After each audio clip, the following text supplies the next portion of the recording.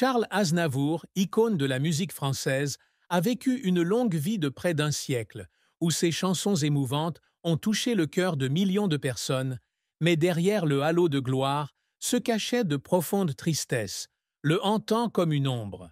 La plus grande tristesse de la vie d'Aznavour fut sans aucun doute la mort de son premier fils, Patrick Aznavour, en 1976, alors qu'il n'avait que 25 ans. Patrick, un jeune homme passionné qui rêvait de devenir musicien, est décédé dans des circonstances tragiques, laissant Charles avec une blessure qui ne s'est jamais cicatrisée. En tant que père dévoué, Charles avait de grands espoirs pour Patrick, l'emmenant régulièrement à des concerts et partageant avec lui sa passion pour la musique. La mort soudaine de son fils, dont Charles parlait rarement en public, le plongea dans une période de dépression. Il a un jour confié à un ami proche qu'il avait l'impression qu'une partie de son cœur lui avait été arrachée, et chaque fois qu'il montait sur scène après cela, il chantait avec une douleur silencieuse, comme s'il dédiait les notes à son enfant perdu. Au cours des années suivantes, Charles se rendait régulièrement sur la tombe de Patrick à Paris, portant un bouquet d'œillets, sa fleur préférée, et restait là en silence, comme pour s'excuser de ne pas avoir pu protéger son fils. Cette tristesse, bien que cachée sous une apparence de gentleman, est devenue l'inspiration de plusieurs de ses chansons, comme « Mon émouvant amour », où les paroles déchirantes semblent parler de pertes irréparables. La carrière de Charles Aznavour est un voyage de plus de 7 décennies, rempli de grands succès, mais aussi d'échecs, et de moments qui lui ont fait verser des larmes en silence. Né dans une famille d'immigrés arméniens à Paris, Charles a grandi au milieu des difficultés d'une communauté discriminée. Ses parents, Michael et Knar Aznavourian, étaient des artistes pauvres qui tenaient un petit restaurant pour subvenir aux besoins de la famille. Dès son plus jeune âge, Charles se produit dans des cafés et des petits théâtres. Mais le chemin vers la gloire n'est pas facile. Avec sa taille modeste, sa voix rauque distinctive et son apparence banale, il a été un jour rejeté par les producteurs, le qualifiant de trop laid ou de pas assez attirant. Cependant, sa persévérance et son talent l'ont aidé à surmonter les préjugés.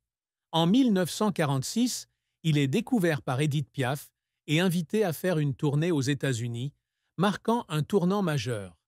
Des chansons telles que La Bohème, Hier encore, Emmenez-moi et Elles ont fait de lui l'un des plus grands artistes du XXe siècle, avec plus de 180 millions de disques vendus dans le monde.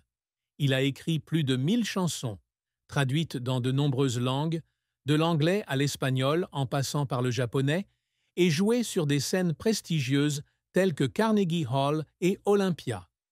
Aznavour n'est pas seulement un chanteur, il a également connu le succès au cinéma, avec plus de 60 rôles, notamment dans Tiré sur le pianiste, 1960, et Ararat, 2002, de François Truffaut, où il a dépeint la douleur de l'héritage arménien.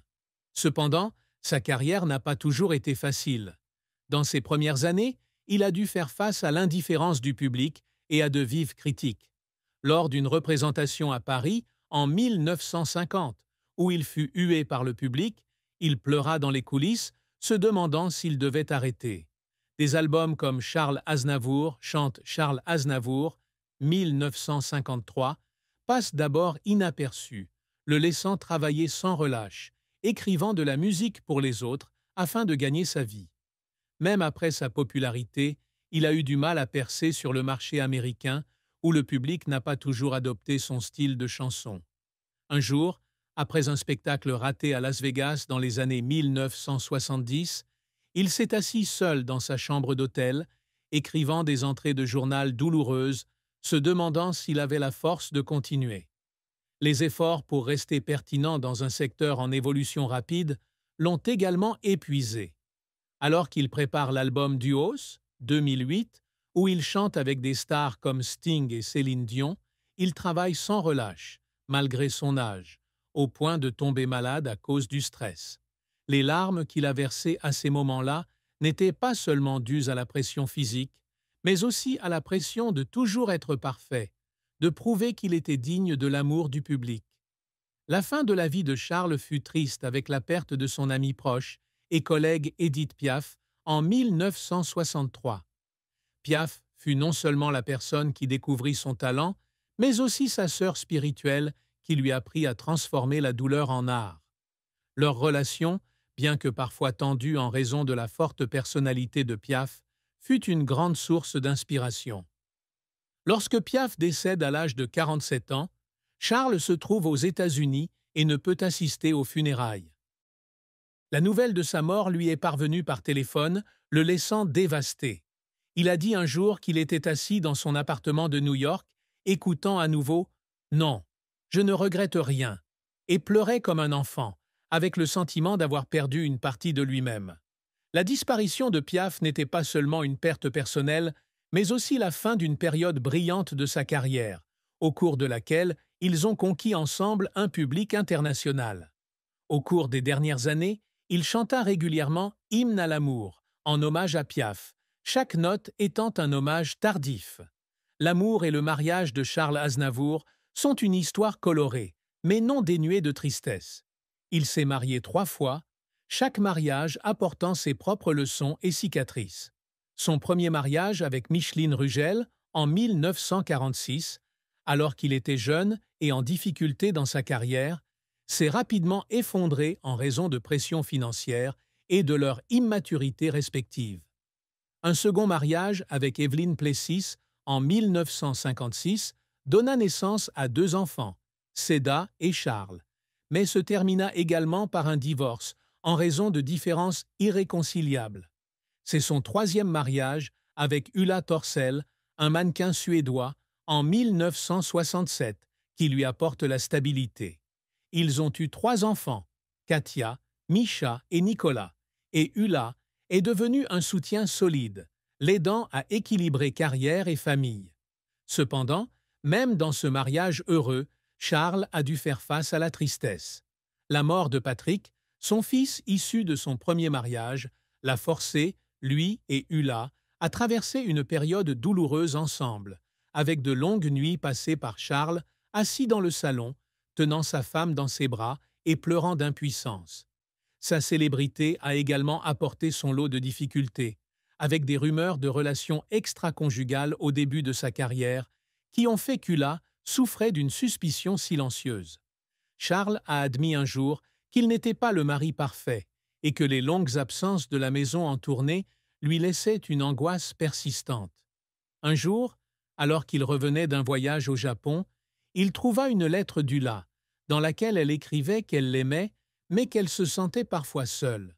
La lettre le fit pleurer et il écrivit « Tu te laisses aller en guise d'excuse indirecte, bien qu'il ne l'ait jamais reconnu publiquement. » Une autre fin triste dans la vie de Charles a été lorsqu'il a dû faire face à une santé déclinante dans ces dernières années, notamment après une chute sur scène en 2016, qui lui a laissé un bras cassé et l'a forcé à annuler plusieurs représentations.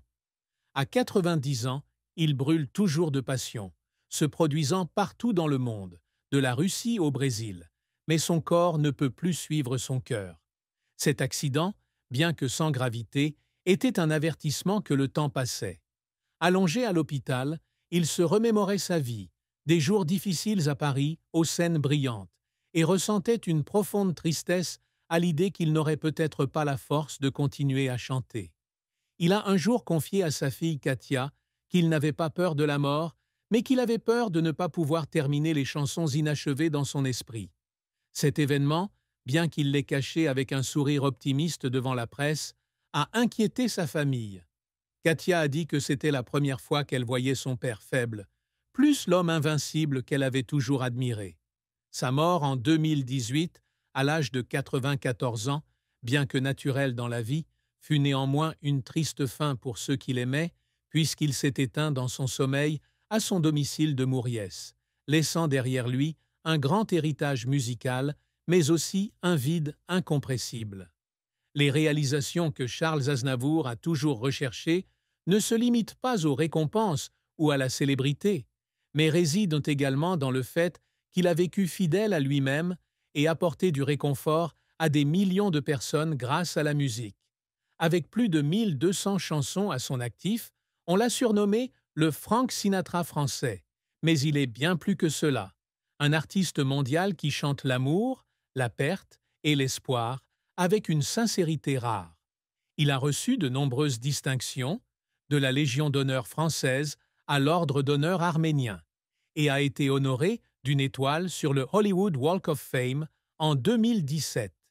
Il est également un humanitaire, notamment après le tremblement de terre arménien de 1988, lorsqu'il a composé Pour toi, Arménie et a récolté des millions de dollars pour les victimes.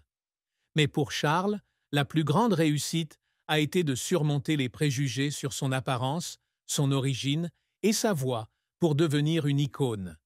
Il fut un temps ridiculisé pour sa taille de 1,60 m et sa voix rauque, mais c'est cette voix qui a conquis le monde.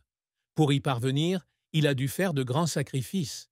Il a travaillé sans relâche, écrivant souvent de la musique pendant de longs vols ou dans des hôtels, malgré sa santé. Un jour, alors que